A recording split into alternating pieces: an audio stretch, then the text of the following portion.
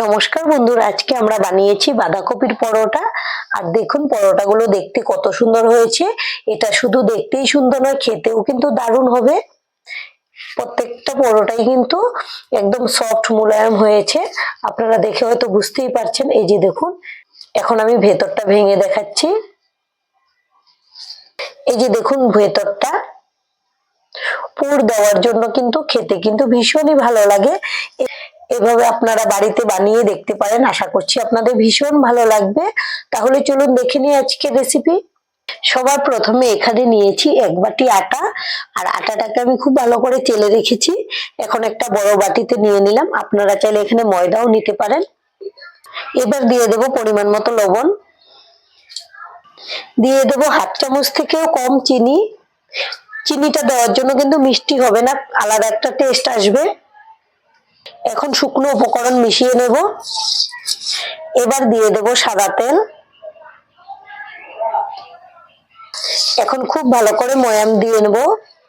এভাবে খুব ভালো করে মিশিয়ে নিতে হবে। আর আপনারা চাইলে কিন্তু এখানে আটা ময়দা দুইটা মিশিয়েও একসঙ্গে করে নিতে পারবেন। আমি খুব ভালো করে ময়াম দিয়ে নিয়েছি। এই যে দেখুন, মুঠো করলে মুঠো হয়ে যাচ্ছে, আর হালকা চাপ দিলেই কিন্তু ভেঙে যাচ্ছে। এবার অল্প অল্প জল দিয়ে মেখে নেব। জলটা একবারে দেব না, তাহলে বেশি নরম হয়ে যাবে ডোটা।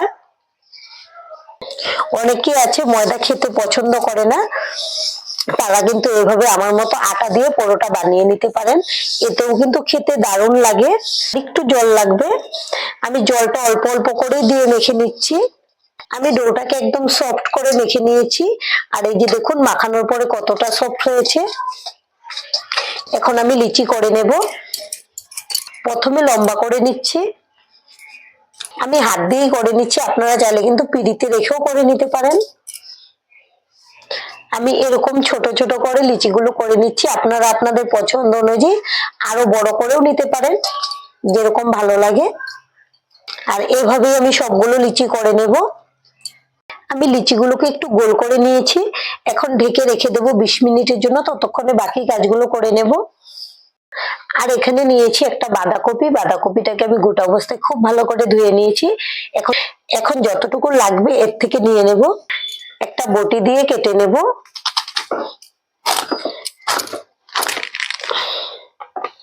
দুই টুকরো করে নিয়েছি, এখান থেকে আমি অর্ধেক নিয়ে নেব। বোটার সাইডটা কেটে বাদ দিয়ে দিলাম। এখন একটা নিয়েছি গ্রেটার, গ্রেটার দিয়ে আমি কেটে নেব। এই যে বড় জায়গাটা দিয়ে আমি গ্রেট করে নেব। আমাদের বাঁধাকপিটা গ্রেট করা হয়ে গেছে। আর এই যে দেখুন, গ্রেট করার পরে এরকম হয়েছে। এখন দিয়ে দেব লবণ। এবার লবণ দিয়ে খুব ভালো করে মেখে নেব। আর এভাবে মেখে রেখে দিলে অনেকটা কিন্তু জল বের হবে, জলটা বের করে নিলে খুব ভালো হয় এই রেসিপিতে। আর যদি এভাবে না করেন, একটু ভাপিয়ে নিলেও হবে। এর মধ্যে যে একটা গন্ধ আছে এটা কিন্তু চলে যাবে জলটা বের করে ফেলে দিলে। আর অনেকটাই সফট হয়ে যাবে, এখনই কিন্তু অনেকটা সফট হয়ে গেছে, আরো হবে। এবার রেখে দেবো 5 মিনিটের জন্য। আর এখানে নিয়েছি 2টা সেদ্ধ করা আলু। আর আলুর খোসাটা আমি আগে থেকেই ছাড়িয়ে নিয়েছি। এখন মিহি জায়গাটা দিয়ে আমি গ্রেট করে নেব। আপনারা চাইলে হাত দিয়েও ভেঙে দিয়ে দিতে পারবেন। আলু 2টাকে গ্রেট করে নিয়েছি। আর এদিকে বাঁধাকপিটা রেখেছিলাম, 5 মিনিট হয়ে গেছে। এই যে দেখুন, জলটা কিন্তু বের হতে শুরু হয়ে গেছে। এই যে এখন বাঁধাকপির জলটা আমি বের করে ফেলে দেব। আর এইভাবে চিপে নেব। আর একটা থালাতে রেখে দিচ্ছি। এই যে দেখুন কতগুলো জল বের হচ্ছে। আর এইভাবে আমি সবটুকু বাঁধাকপির জল বের করে নেব। দেখুন কতটা জল বেরিয়েছে। আর এদিকে গ্যাসে একটা কড়াই বসিয়েছি, কড়াইটাকে গরম করে নিয়েছি। এবার দিয়ে দেব সাদা তেল। আমি পুরটা একটু কম তেলেই করব, সেজন্য অল্প তেল দিয়েছি, আপনারা চাইলে আর একটু বেশি তেলও দিয়ে দিতে পারবেন। আর এখানে নিয়েছি হিং। এই হিংটা দেওয়ার জন্য খুব সুন্দর একটা সেন্ট হবে। আর কোনো রকম গ্যাসও হবে না। আর এখানে নিয়েছি গোটা জিরে,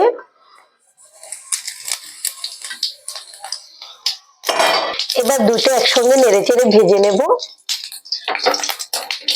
ফোড়নটা ভাজা হয়ে গেছে, সুন্দর একটা সেন্টও বেরিয়েছে। এবার দিয়ে দেব কোচানো পেঁয়াজ। এখানে আমি একটা পেঁয়াজ কুচি করে নিয়েছি খুব মিহি করে। তার সঙ্গে এখানে নিয়েছি কাঁচা পাকা দুইটা লঙ্কা। ঝালটা আপনারা যেরকম খেতে পছন্দ করেন সেই বুঝে কম বেশি করে নেবেন। এখন নেড়েচেড়ে ভেজে নেব। পেঁয়াজ আর কাঁচা লঙ্কা নরম করে ভেজে নিয়েছি। এবার এখানে নিয়েছি আদা রসুন বাটা। আপনারা যদি এই রেসিপিটা নিরামিষ দিনে বানিয়ে নিতে চান তাহলে রসুন আর পেঁয়াজটা বাদ দিয়ে করে নেবেন। নিরামিষ ভাবে করলেও কিন্তু ভালো লাগে খেতে।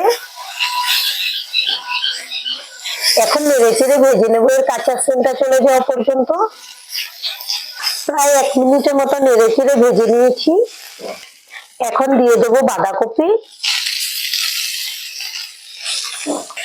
একটু নেড়ে মিশিয়ে নেব। এখন দিয়ে দেব স্বাদ অনুযায়ী লবণ। লবণটা বুঝে দিতে হবে যেন বেশি না হয়। আমি ডো মাখাতে লবণ দিয়েছি, বাঁধাকপি মাখাতে লবণ দিয়েছি, সেজন্য একটু কমই দিলাম। এখন নেড়েচেড়ে মিশিয়ে নেব। এখন ঢেকে দেব, তাহলে তাড়াতাড়ি সেদ্ধ হয়ে যাবে। 5 মিনিট পর ঢাকনাটা খুলে নেব। এর মাঝে আমি একবার ঢাকনা খুলে নেড়েচেড়েও দিয়েছি। আর এখানে নিয়েছি কিছু গুঁড়ো মশলা, আছে ঝাল লঙ্কার গুঁড়ো, হলুদ গুঁড়ো, জিরে গুঁড়ো, ধনে গুঁড়ো, সবকিছু একসঙ্গে দিয়ে দেব। এখন একটু জল দেব। এখন নেড়েচেড়ে মিশিয়ে নেব। আমি কম তেলে পুরটা বানাচ্ছি সেজন্য কিন্তু মশলাটা এখন দিয়েছি। আপনারা যদি বেশি তেলে রান্নাটা করেন তাহলে কিন্তু মশলাটা পেঁয়াজ রসুন ভাজার পরেও দিয়ে দিতে পারবেন, ভেজে নিলেও হবে। এখন খুব ভালো করে নেড়েচেড়ে মিশিয়ে নিচ্ছি।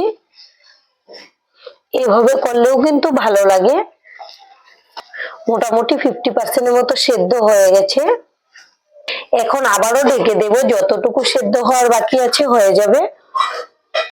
আরো 5 মিনিট পর ঢাকনাটা খুলে নেব।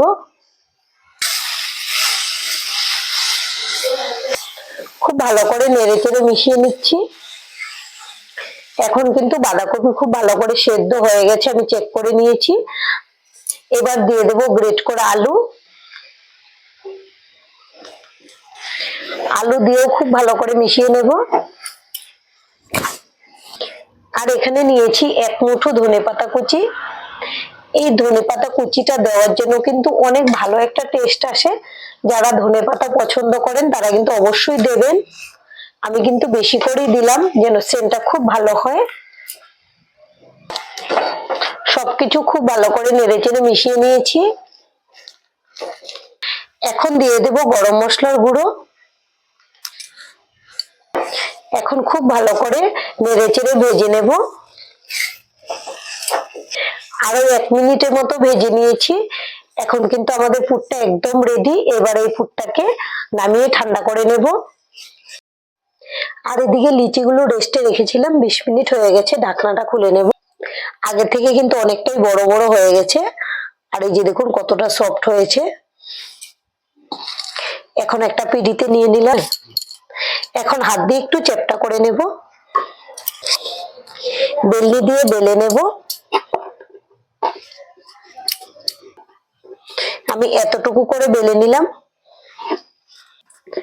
আর এদিকে পুরটাকেও ঠান্ডা করে নিয়েছি। আমি হাত দিয়েই নিয়ে নিচ্ছি। মাঝখানে দিয়ে দেব। এখন এরকম করে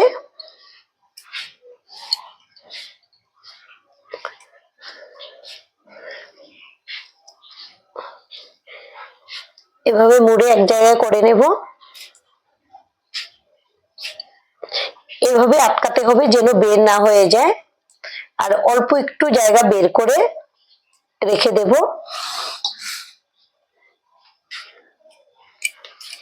এই যে দেখুন একটার পুর ভরা হয়ে গেছে। এখন পিঁড়িতে রেখে দিলাম। আর এভাবে আমি সবগুলোর পুর ভরে নেব। আমি সবগুলো লিচিতে পুর ভরে নিয়েছি, এখন একটা নিয়ে নেব, হাত দিয়ে একটু চ্যাপটা করে নিলাম। আর এখানে নিয়েছি আটা, অল্প আটা ছিটিয়ে দিয়ে দেব।